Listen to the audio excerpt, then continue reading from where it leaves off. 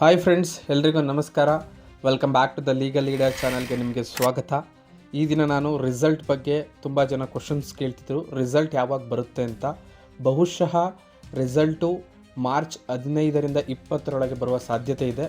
ಯಾಕಂತಂದರೆ ನೀವು ನೋಡ್ತಾ ಹೋಗ್ಬೋದು, ಇದರಲ್ಲಿ ರೆಗ್ಯುಲರ್ ಬೇಸಿಸ್ ಆಗಿ ನಮ್ಮ ಎಕ್ಸಾಮ್ಸ್ ಆದ 30 ಡೇಸ್ ಒಳಗಡೆ ಯೂನಿವರ್ಸಿಟಿಯವರು ರಿಸಲ್ಟನ್ನು ಕೊಡ್ತಾ ಹೋಗ್ತಾ ಇದ್ದಾರೆ.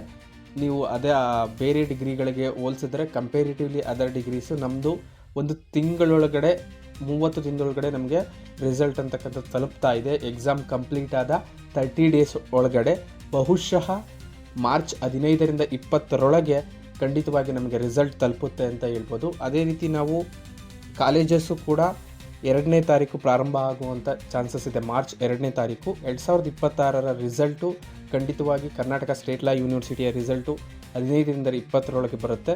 ಅದೇ ರೀತಿ ನಾವು ನಮ್ಮ ಸರ್ಕ್ಯುಲರಲ್ಲಿ ನೋಡ್ತಾ ಹೋಗ್ಬೋದು, ಕ್ಯಾಲೆಂಡರಲ್ಲಿ KSLU ಕ್ಯಾಲೆಂಡರಲ್ಲಿ commencement of odd semester including examination and valuation and internship and result announcement 6/2/2020 ಮುಗಿಬೇಕಾಗಿತ್ತು. 29ರಿಂದ ಎಕ್ಸಾಮ್ ಸ್ಟಾರ್ಟ್ ಆಗಿ, ಬಟ್ ಇಲ್ಲಿ ಲೇಟ್ ಆಗಿರೋದ್ರಿಂದ ಖಂಡಿತವಾಗಿ 15ನೇ ತಾರೀಕರಿಂದ 20ನೇ ತಾರೀಕು ಇಲ್ಲ 10 ಮೇಲೆ ಮಾರ್ಚ್ 10ರ ಮೇಲೆ ಬಹುಶಃ ಬರೋವಂಥ ಸಾಧ್ಯತೆ ಇದೆ.